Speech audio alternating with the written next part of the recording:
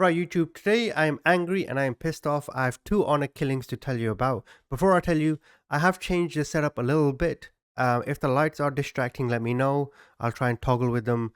I do have a new webcam too. I'm using a different camera, so the colors and stuff might be a bit different. Comment, let me know, is this okay? So if you do end up liking, please subscribe. Just bear in mind, I didn't write a script for this, so I'm going to speak to you guys directly as if we're friends, one-on-one talking, because that's the kind of vibe I have. I don't want to lecture you. I don't want to just read out a story to you. I want to have a conversation. Now, both of these stories involve Pakistani men who took the lives of women in the name of shame, honor, rejection, pride, and all the usual bullshit on why honor killings happen. For some of you, you might find what I have to say quite offensive. Please keep in mind, I don't give a fuck. Now, I'm going to tell you the first story which took place in Pakistan in 2021. I am Pakistani. I've been to Pakistan many times, so when I do explain little nuances, just know this is basically people of my culture, if you like. So we start in Islamabad, which is the capital of Pakistan. A court recently, they sentenced Zahar Jaffer to death in the murder of Noor Mukadam. Now, Noor is the daughter of a Pakistani diplomat. His name is Shaukat, and essentially he went to Rawalpindi. Rawalpindi is a city nearby to Islamabad, like 20 minutes away. So he goes to Rawalpindi one evening on July the 19th, 2021. He takes his wife with him. They're going there so they can buy a goat so they can feed the family. And then when they get back home, they notice their daughter Noor is missing. And when they keep calling her, her phone is turned off. This, to them, aroused suspicion. They filed a police complaint and then they began the search. Now remember, this is on July the 19th. And as they're doing their search, miraculously, Shaukat, the father of Noor, receives a phone call from Noor, and Noor says that she's traveling to Lahore and she's going to spend some time with her friends. And Lahore is just another big city in Pakistan. It's not a French prostitute, if that's what you were thinking. And on the same day, Zahir, he called Shaukat's phone and he said, look, she's not with me. I don't know where she is. Now, the way Pakistan works is, generally speaking, if you have someone that's a prospective partner for your daughter or for your son, 9 times out of 10, you're going to know that family to a degree, or you're going to know someone that knows that family. That's just how it is. So you got to understand, Pakistan is a very much a tight-knit community wherever you go, right? So if your daughter is interested in marrying someone, or your son, or whoever it may be, the chances are the prospective partner's family are people that you know, or you know people that know them. So you can do a thorough background check, if you know what I mean, right? It's very much a community vibe.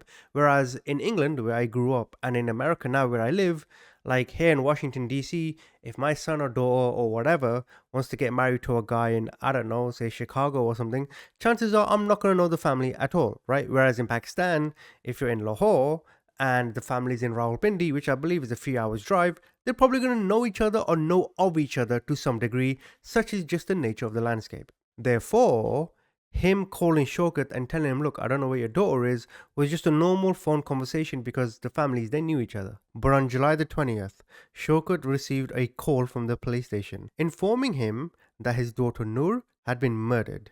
The police said that their daughter had been brutally murdered with a sharp-edged weapon and beheaded. Now, a quick statement on beheading. I don't know what the fuck is wrong with these people, right? It's like when someone commits a crime, right? They're all bad, but it's like the bar gets set worse and worse and worse, where someone stabbing someone doesn't seem as bad as someone beheading someone. And I've noticed this with a lot of honor killings, right? Honor killings is essentially when you're too insecure to ignore what society thinks of you, that you make that more important than your own family. That's what honor killings really are. And this dumb motherfucker killed his girlfriend, prospective partner, wife, whatever it is, right? Out of rejection. And I'm going to come on to that in a second. But what is it with beheadings? Why beheadings? I don't know. I'm not, I wouldn't even begin to know why, particularly in the South Asian diatribe, why beheadings are synonymous with honor killings. Now, Zahir Jafar was arrested, and his parents and household staff were also arrested over allegations of hiding evidence and being complicit in the crime. 6 officials of Therapy Works, which was the location where Jafar worked, had visited the murder site before police. They were also charged. During the case, Shaukat's lawyer said Jafar had claimed that he and Noor were in a relationship and that Noor was murdered by someone who had attended a drug party. And this is the nuance I'm talking about, drug party. You see, in Pakistan, this is very much frowned upon. Here in America, right? If you told someone I'm going to a drug party, okay, people might look at you and be like, bro, what the fuck you doing? Right? But they're not gonna like, they'll be like, all right, go do you. You know what I mean? It could be marijuana or whatever, or even ecstasy or, stuff like that, right? Like nothing, not like, heroin or anything like that. That's not something someone would assume. But in Pakistan, however, if you tell someone, I'm going to a drug party, if you're a girl and you tell someone, I'm going to a drug party, you tell one person, by the time you get to that party, bruv, the entire city is going to know you're there. So the reason why he used drug party as an excuse is to degrade her so the police essentially won't care about her. You understand what I'm saying? But it was said that no such party was ever held at Jafar's house. It was heard that an injured Noor jumped from the balcony in an attempt to escape, but Jafar grabbed her and forced her back into the house. Police later revealed that Jafar had confessed to the murder, saying he intended to kill Noor if she refused his marriage proposal. And this is what I said earlier about rejection. Zahir Jafar, I don't know who the you are, I don't give a fuck about you, right? But what are you doing? Are you honestly this stupid? You are willing to sacrifice someone else's life because internally you can't accept no. See, you're not special. You're not unique, Jafar. You're the same decaying organic matter as everyone else. This is your life, and it's ending one moment at a time prior to your death sentence. And this is how you want to spend it? This is how you want to choose to live it? To think this one girl who said no. I don't care if she told you, fuck you, I don't want to marry you. I don't care if she says, no, you're too ugly or I have someone else. It's her right to say no. It's your right to be angry. It's your right to be sad. It's your right to be depressed. It's not your right to take her life. And we both know it's not worth it. Now, according to the police, his DNA and fingerprints confirmed his involvement in the murder. Jafar was sentenced to death for premeditated murder. His co-accused, Muhammad Iftikhar and Muhammad Jan, were each jailed for 10 years for abetment to murder. But Jafar's parents, Zakir Jafar and Asmat Adamji, and the Therapy Works employees were acquitted. Now, many of you will make the argument that this isn't quite an honor killing per se. An honor killing is more to do with what will people think if my daughter or my son marries someone that society doesn't accept, right? That's generally the concept of honor killings, or maybe not society, but our local village or our local city or our, friend group won't accept. But the reason why for me this falls under the banner of honor killings, and honor killings as a banner itself is getting widely expanded by the more fucked up people that commit this shit. But the reason why I put this under the banner of honor killings is because this is purely down to what people are going to think when they tell them, well, she didn't want to be with me. And there's only one way to describe this moron, and that is he's a muppet. Now we're going to go on to story number 2 that took place in England in a city called Nelson.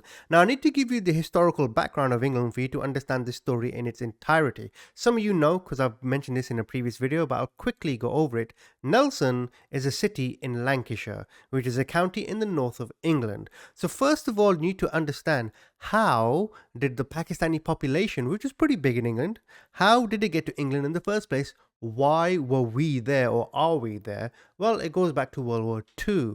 When World War II ended, Britain's country had been decimated, right? I mean, the roads and the buildings and all that stuff had to be remade. So, Britain, they went to Pakistan and they said, well, Kashmir specifically, but other parts of Pakistan too. But I'll focus on Kashmir because that's where my family's from. They said to the Kashmiris, you know what? You got no electricity. And it's true, they don't. You barely have drinking water. You've barely got any resources or any kind of ecological system for you guys to actually live. So why don't you guys do this? Come to England.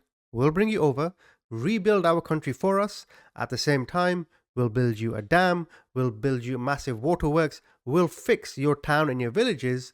And in return, we want your labor to, rebuild our country. And with that, slowly you can start bringing your families over to England. So you understand the transactional relationship there between the British and the Pakistani Kashmiris. And for those of you who are in England right now, have you ever wondered how in the north of England, that's where all the steel factories were and the bricklayers and all that kind of stuff, right? Well, all the Pakistanis first ended up in the north because they worked in these steel factories, etc., to help rebuild Britain. You understand now, right? It makes sense.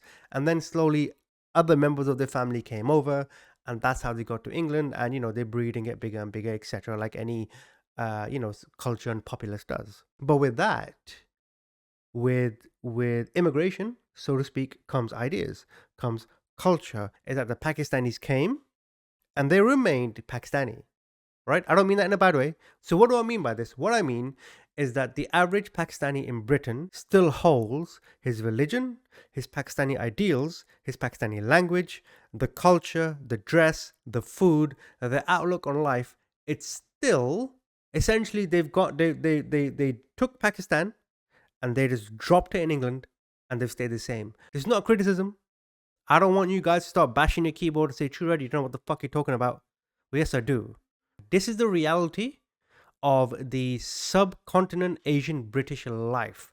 So Muhammad Malik, who's 58 years old, he was jailed for 13 years as he killed his son-in-law's mother with an axe over a marriage feud. Like, mate, what the fuck are you thinking? So Malik himself, his daughter was married to a man by the name of Wasim Ahmed. Wasim Ahmed's mother is the one whose life was taken. So, the wife and Wasim, they had a few problems. And they both divorced or they got separated for whatever reason.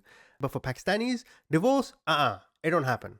And if it does happen, you better be ready because there's going to be a lot of shame, a lot of name calling, and they're always messy. Now, it is said that in the days leading up to the attacks, Malik, the father of the girl, was seriously provoked by Wasim. In July 2021, Malik, armed with an axe, drove to the Ahmed's home looking for Wasim. He then attacked Wasim's parents, Ishrat and Afkak Ahmed, in the doorway of their home. At his trial, prosecutor Peter Story QC said, it is his explanation he should be excused some of what he did because of Wasim. It is a powerful motivation for what he did. Because of Wasim, he lost his temper, and because of Wasim, he sought to do harm to Wasim's parents. Now, because this is a new crime, doing my research, I couldn't figure out what the actual motivation was. Sorry, what I mean by that is Malik was obviously motivated by whatever Wasim said. I couldn't figure out what he said. I couldn't find out what he said. I couldn't find out how bad or how heinous it was. That you'd go and fucking ask someone and somehow say, well, give me a lighter sentence because he said so or some shit like that. But let's look at a worst case scenario. From what I know, the couple, the Wasim and his wife, they didn't have any kids, so there's no kids involved, right? Let's just say Wasim said to Malik, I don't know, I hate your parents raised you wrong, or bruv, some stupid shit like that. That does not mean you go and axe his mother. Let's just say Wasim stole from him. Let's just say Wasim stole from his wife, who's the daughter of Malik. That does not mean you go and axe his mother. But you got to look at the overall context surrounding this, all right? I don't think for Malik it was this one isolated incident. I think for Malik, this was the tipping of the iceberg. Number one, his daughter's pissed off, right? No father's going to like that. Number two, there's some guy that he approved who seemed okay, right? Who has hurt his daughter, pissed his daughter off. Now he's been a dickhead to Malik, right? And Malik, obviously being older, has an ego. He's thinking, bruv, I'm older than you. You fucking get down on your knees. If you're going to speak to me, you show respect. All that stuff. So he's probably got this annoyance building over him. Also, knowing Nelson, and again, the tight-knit communities that I mentioned, if you do good, people will know. But if you fuck around, people also know. So people are talking on the streets. Oh, your daughter's divorced. What kind of woman is your daughter? Why wasn't she loyal? Why this? Why that? Whole bunch of inferences that don't even exist, right? But this is all playing in his head now, right? And now he's thinking, oh my God, people think I'm a bad father. People think I'm a bad man. People think my family's bad. People think, right? That's at the forefront here. What Malik's actual job was, take care of your daughter, and that's it. It don't give a matter what Wasim said. It doesn't matter what Wasim does. It doesn't matter what Wasim's parents were like. His sole responsibility was the sanctity and the happiness of his daughter. But for him, what people said about him was way too much. And I know in this second story, I've given a lot of my own personal opinion, but that's because given the lack of information, all I can do is just, try and understand it. So why don't you guys comment, tell me what you think of these two stories. Again, if I babbled on, forgive me. Let me know what you think of the lights. I don't know what I'm gonna do with it. I might keep this camera, I might not, but you guys are my best friends, so why don't you tell me?